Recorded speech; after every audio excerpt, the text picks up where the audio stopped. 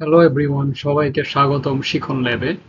আজকে আমরা নবম দশম শ্রেণীর সাধারণ গণিতের দ্বিতীয় অধ্যায় সেট ও ফাংশনের অনুশীলনী 2.1-এর 7 নাম্বার অঙ্কটা নিয়ে আলোচনা করব।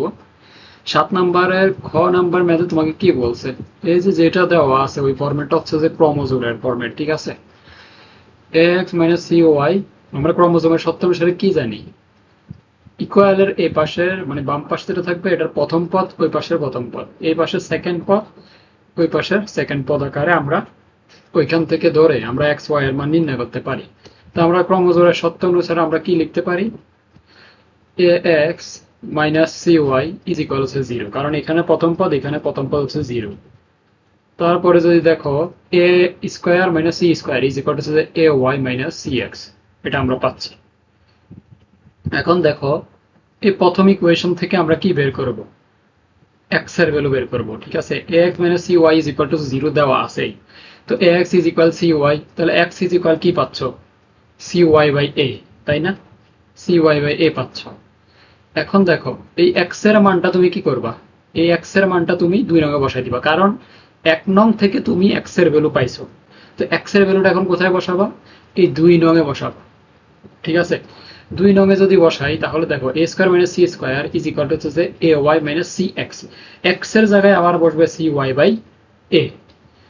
তাহলে এখন তুমি কি পাচ্ছ? এই পাশে আছে a square minus c square, যেটা ছিল ওইটাই আছে, ইজ ইকুয়াল হচ্ছে যে a y মাইনাস এই c কিন্তু গুণ আকারে আছে, তাহলে c square y by a, এটা হবে।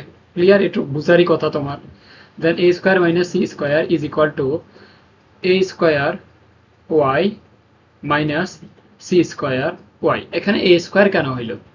কারণ দেখো এই সাইডে এ হচ্ছে যে ডিভাইডেড বাই আকারে আছে।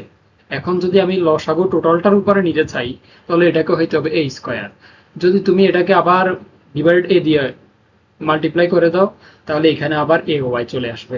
দেখো এখানে এ ওয়াই ছিল, এখন এ স্কোয়ার দিয়ে আমি এটাকে টোটালটার নিচে এ দিয়ে দিলাম, টোটালটার নিচে। এখন যদি আমি আবার আলাদা করে দেই, এটার নিচেও এ থাকতেছে এ স্কোয়ার মাইনাস ওয়াই, তখন নিচের এটা এ কাটা যাবে, গেলে আবার এ ওয়াই আগের মতো আসতেছে। এখন দেখো A square minus C square is equal to হচ্ছে যে ওয়াই। আমি ওয়াই কই থেকে আনলাম? এই যে এইটার ভিতরে দেখো A square Y minus C square Y, দুইটার মধ্যে আমি ওয়াই কমন নিতে পারতেছি। কমন নিতে পারতেছি বিধায় ওয়াইটাকে আমি কমন নিয়ে নিলাম। দেন ভিতরে থাকতেছে এ স্কোয়ার মাইনাস সি স্কোয়ার, আর টোটালটার নিচে ডিভাইডেড বাই আকার আছে কি এ আছে।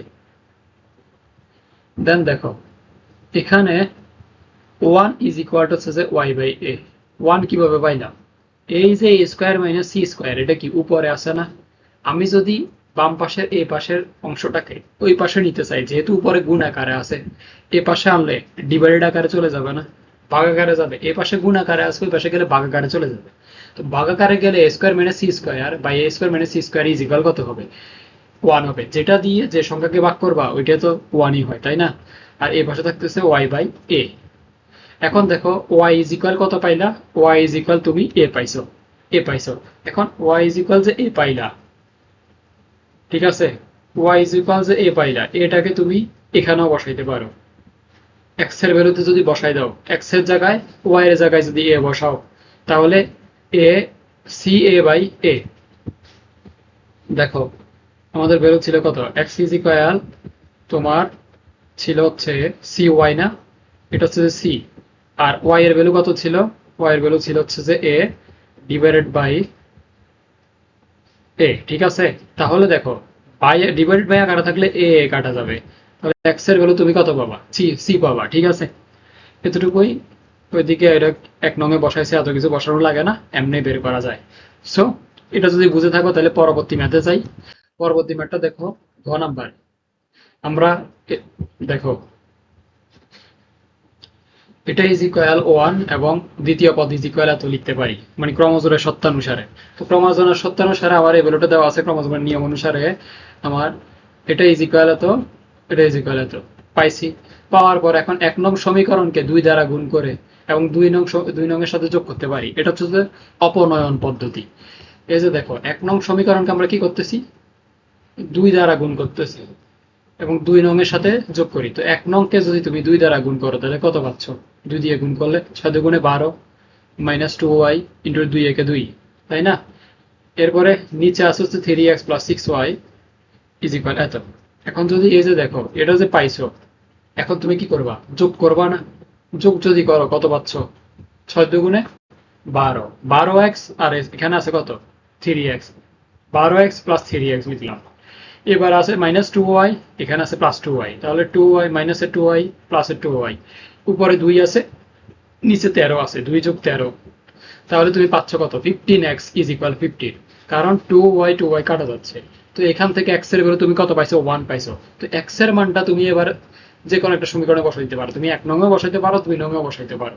এখন 2 নং এ যদি বসাই, দেখো 3x plus 2y is equal two 30, তো x এর ভ্যালু তুমি কত পাইছো? 1 পাইছো, বসাই দাও 1, 3 into 1 is equal two 2y plus 2y is equal two 13, দেন 3 ওই পাশে গেলে 2y ইজ ইকুয়াল টু হচ্ছে যে 10 হবে, দেন y ইজ ইকুয়াল তুমি কত পাচ্ছ? 5 পাচ্ছ। নির্ণয় তোমার যে x এবং y এর ভ্যালু কত পাইলা? 1,5। সো আজকের ভিডিওটি এখান পর্যন্তই, দেখা হচ্ছে পরবর্তী ভিডিওতে। ততক্ষণ পর্যন্ত চ্যানেলের সাথে থাকবা। আর যদি ভিডিওটি ভালো লেগে থাকে তাহলে অবশ্যই তুমি তোমার বন্ধুদের সাথে শেয়ার করে দিবা। আর পেজটাকে অবশ্যই ফলো দিবা। যারা ইউটিউব থেকে দেখতেছো অবশ্যই চ্যানেলটাকে সাবস্ক্রাইব করে দিবা।